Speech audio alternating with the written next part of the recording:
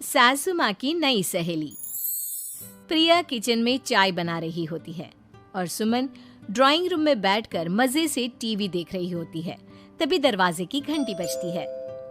प्रिया, जरा देखना तो कौन आया है। देखती हूँ मम्मी जी। प्रिया दरवाजा खोलती है तो सामने पड़ोस वाली विमला आंटी खड़ी होती है।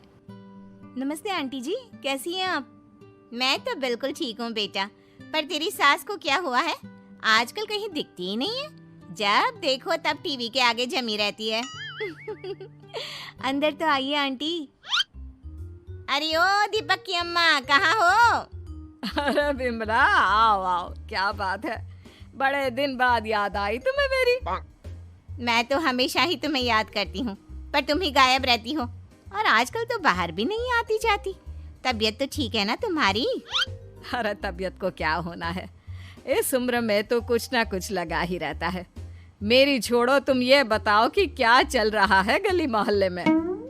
तुम गली मोहल्ले की छोड़ो, चल तो तुम्हारे पड़ोस में रहा है। तुम्हारी नई सहेली आई है। मेरी कौन सी नई सहेली? मैं तो यहाँ बस तुमसे बातचीत कर लेती हूँ या फिर बाजू वाली शर्मा की बहू से दो चार बातें कर लेती हूँ। इसीलिए तो कहा कि तेरी नई सहेली आई है। अब कोई पड़ोस में आया है तो बात तो होनी ही है। कम से कम इसी बहाने हमारा भी एक ग्रुप बन जाएगा। फिर सब मिलकर अपनी बहुओं की शिकायतें किया करेंगे। दोनों हंसने लगते हैं। तभी प्रिया चाय लेकर आती है और सामने टेबल पर रख देती है। दोनों चाय पीती हैं और बातें करते हैं। चलो मैं चलती हूँ, अब कल मिलते हैं। राम राम। अगले दिन प्रिया किचन में कुछ काम कर रही होती है और सुमन आराम से सोफे पर बैठकर मटर छिल रही होती है। तभी डोरबेल बजती है। प्रिया दरवाजा खोलती है तो सामने उनकी नई पड़ोसन खड़ी होती है। जी, आप कौन? मैंने पहचाना नहीं। नमस्ते बेटा, मैं शारदा, आपके बगल वाले घर में अभी 2-4 दिन पहले ही शिफ्ट हुए हैं। ओह अच्छा अच्छा अच्छा, नमस्ते आंटी, अंदर आइए ना आप। देखिए तो मम्मी जी, आज कौन आया है। इतना कहकर प्रिया किचन में चाय बनाने चली जाती है। नई पड़ोसन को घर पे देखकर सुमन थोड़ा हैरान हो जाती है। नमस्ते बहन जी, मैं शारदा, आपकी नई पड़ोसन। अच्छा अच्छा, आप हैं हमारी नई पड़ोसन। आइए आइए, और बताइए कैसी हैं आप? जी बिल्कुल ठीक हूँ। वो दरअसल घर पर छोटी सी पूजा रखवाई थी, बस उसी का प्रसाद देने चली आई। सोचा इसी बहाने नए पड़ोसियों से भी मुलाकात हो जाएगी। ये तो बहुत अच्छा सोचा आपने। सुमन प्रिया को आवाज लगाती है। अरे ओ बहू, जरा चाय पानी का तो आके पूछ लो। ये आजकल की बहुएं भी ना, जब तक बोलो नहीं तब तक कुछ नहीं करेंगी। आई मम्मी जी। प्रिया चाय लेकर आती है। दोनों बैठकर चाय पीती हैं और खूब सारी बातें करती हैं। अच्छा बहन जी, अब मैं चलती हूँ, फिर मिलते हैं।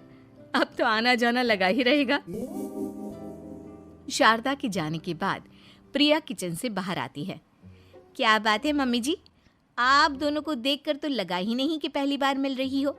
आप दोनों तो बिल्कुल बिछड़ी हुई सहेलियों की तरह बातें कर रही थी। अरे जब दो औरतें मिल जाती है ना, तो बातें अपने आप ही निकल आती है। अब तू अपने काम पर ध्यान दे, बातों पे नहीं। ऐसे ही कुछ दिन बीत जाते हैं। अब सुमन और शारदा अच्छी सहेलियां बन गई होती हैं। दोनों एक साथ मंदिर जाती, मार्केट जाती और कभी कभी तो विमला भी इनके साथ मिलकर खूब हंसी ठिठोली करती। एक शाम तीनों बैठकर सुमन के घर पर चाय पी रही होती हैं कि तभी बहुत तेज बारिश शुरू हो जाती है। सुमन जोर से प्रिया को आवाज लगाती है। प्रिया, ओ प्रिया, देख कितनी तेज बारिश हो रही है। जाके छत से सारे कपड़े ले आ, नहीं तो सब भीग जाएंगे। सुमन 2 बार आवाज लगाती है लेकिन प्रिया का कोई जवाब नहीं आता। शायद प्रिया कुछ काम कर रही है, इसीलिए कुछ जवाब नहीं दे रही। अरे काहे का काम, आराम फरमा रही होगी महारानी। तभी प्रिया बीमार हालत में अपने कमरे से बाहर निकलती है। हाँ मम्मी जी, क्या हुआ? मेरी तबीयत थोड़ी ठीक नहीं है ना, इसलिए आग लग गई। अरे सारे कपड़े भीग गए और तुझे सोने से फुर्सत नहीं है। सबके सामने सुमन के मुंह से ऐसी बातें सुनकर प्रिया उदास हो जाती है और छत से कपड़े उतारने चली जाती है। सुमन, ये क्या बात हुई? प्रिया ने बताया ना कि उसकी तबीयत ठीक नहीं, इसलिए उसकी आंख लग गई। तुम भी ना खामखा उसे सबके सामने सुना दिया। अरे आप नहीं जानती शारदा जी, कुछ बहुएं ना बहुत आलसी होती है, घर का एक काम नहीं करना चाहती। ऐसा नहीं है सुमन, तुम्हारी बहू तो बहुत प्यारी है, तुम्हारी सारी बात भी तो मानती है। हाँ सुमन, तुम प्रिया के बारे में ऐसा क्यों सोचती हो? मेरी भी दो बहुएं हैं, लेकिन मैं उन्हें अपनी बेटियों की तरह रखती हूँ। आखिर वो भी तो किसी की बेटियां ही है ना। और अगर तुम ऐसा ही व्यवहार करोगी तो एक दिन प्रिया भी तुम्हारे साथ ऐसा ही बर्ताव करेगी। शारदा और विमला की बातें सुनकर सुमन की तो बोलती बंद हो जाती है। वहीं प्रिया भी बाहर से सारी बातें सुन रही होती है। अरे मैं कोई उसकी दुश्मन थोड़ी ना हूँ, मैं भी उसकी माँ हूँ, लेकिन कभी कभी सास बनना पड़ता है, नहीं तो बहुएं हाथ से निकल जाती है। देखो सुमन, ये सब सोच का फर्क है। अगर तुम ये सोचोगी तो कभी प्रिया को अपनी बेटी नहीं बना पाओगी।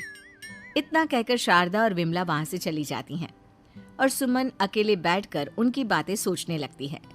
अगले दिन प्रिया और दीपक अपने कमरे में बैठकर बात कर रहे होते हैं और सुमन उनके कमरे के बाहर कुछ काम कर रही होती है और उन दोनों की बातें सुन लेती है। दीपक, तुम्हें पता है हमारे पड़ोस में जो शारदा आंटी है ना, बहुत अच्छी हैं। अच्छा, ऐसा क्या हो गया जो तुम्हें वो इतनी अच्छी लगने लग गई? कुछ खास नहीं, बस कल जब मम्मी जी मुझे सबके सामने सुना रही थी तो शारदा आंटी ने मेरा साथ दिया। मैं तो सच में हैरान ही रह गई थी जब उन्होंने मम्मी जी को मुझसे ऐसा बर्ताव करने के लिए मना किया। अच्छा, फिर क्या हुआ?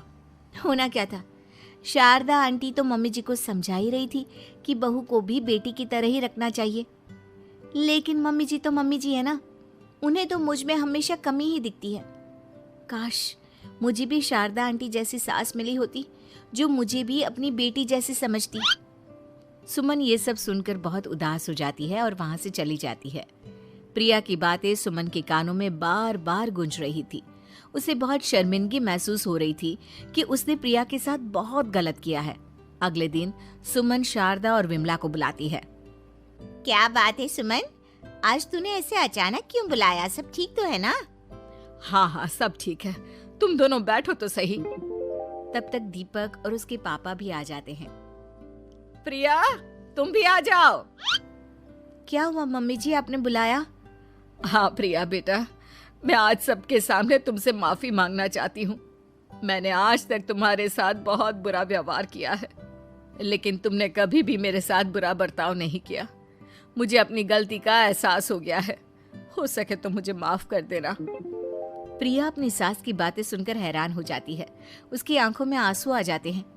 प्लीज मम्मी जी, आप मुझसे माफी मत मांगिए, मैं भी आपकी बेटी ही हूँ। वैसे एक थैंक यू तो मेरी नई सहेली को भी बनता है, जिसकी वजह से मुझे मेरी गलती का एहसास हुआ। शारदा बहन, आपका बहुत बहुत शुक्रिया जो आपने मेरी आंखें खोल दी। अरे क्या सुमन, तुम भी ना?